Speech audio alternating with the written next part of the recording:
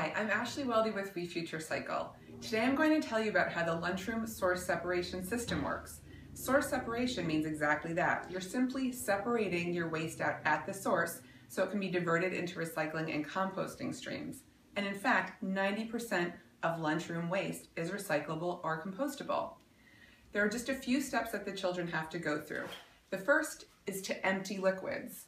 A school of about 600 children will create 10 gallons of excess liquid per day, and this is messy liquid that's normally trucked up to an incinerator and burned. But instead, if the students just pour their milk out of the milk carton and juice out of the juice box, it can be poured down the drain.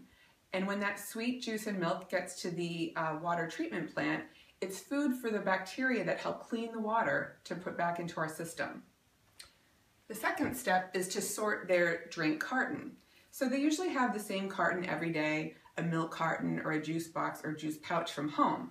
So they simply put the carton into the right receptacle. The next step of the process is commingled. This is like the regular commingled recycling you have at home, where you put all of your plastics, cans, and aluminum foil.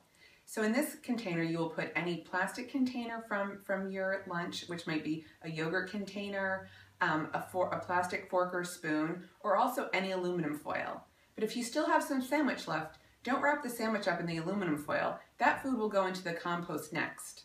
This is just for plastics and aluminum. The next step is the remaining containers, which are juice and applesauce pouches. Now these don't go into regular commingled because they can't be recycled by our material recovery facility. However, we can divert them into non-traditional recycling programs that we know about to turn them into products and actually earn points for your school.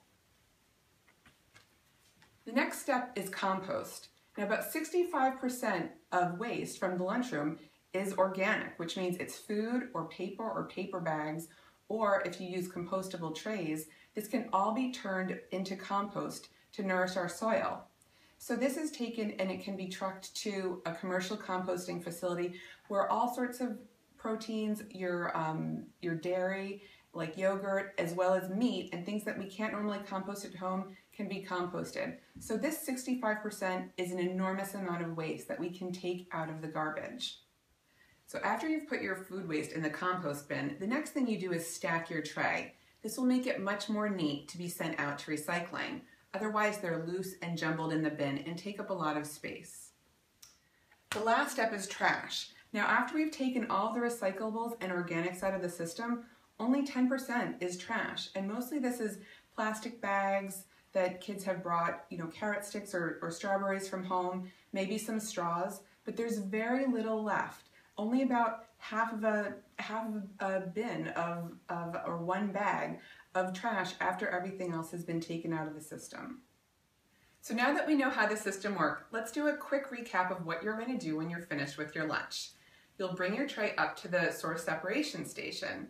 The first thing you'll do is open your drink and pour out the rest of the milk or juice that you haven't finished.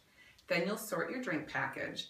Next, take any plastic and plastic forks that you have and put them in the commingled bin, along with any tin foil or yogurt container you have.